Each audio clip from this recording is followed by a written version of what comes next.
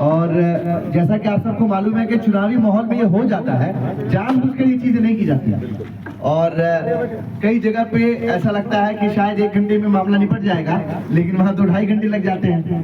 तो इस वजह से थोड़ी देरी हुई, इसके लिए माजरत। काफी लोग यहाँ इकट्ठा थे, सब लोगों को बहुत देर से इंतजार करना पड़ा। साथियों, अभी से 13 दिन बाद चुनाव है, 6 नवंबर को वोटिंग होनी है और इस चुनाव में जिस तरह से जो चीजें हुई वो हम सब लोगों के सामने है, किसी से ढका छुपा नहीं है कि किस तरह से टिकट का खेल हुआ। रात के अंधेरे में क्या, दिन के उजाले में क्या, चाहे रात का अंधेरा रहा हो, दिन का उजाला रहा हो, जिस तरह का खेल हुआ है, शर्मनाक खेल हुआ है।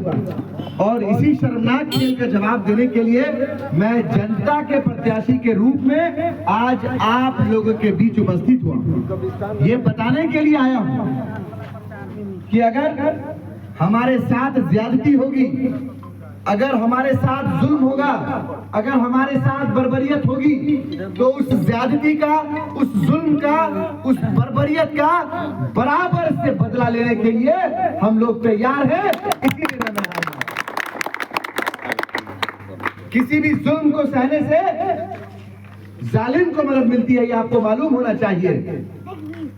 तो हम लोग इसलिए मैदान में खड़े हैं क्योंकि हम चाहते हैं कि किसी भी जालिम को मदद ना मिले, किसी भी जालिम का मन ना बढ़े। इसीलिए मैं मैदान में उतरा हूं। साथियों, लोगों ने मुझसे कहा कि आप तो राहुल गांधी जी के बहुत करीबी हैं, आप क्यों अपना करियर खराब करना चाहते हैं? तो मैंने उनसे बताया, यकीनन आपने सही कहा, और इसी वजह से राहुल गांधी जी ने तेजस्वी यादव जी और लालू यादव जी से जाले की सीट, अल्पसंख्यक कोटे की सीट रखी, और जब उन्होंने सर्वे रिपोर्ट मंगाया तो मेरा नाम सबसे अव्वल पे था।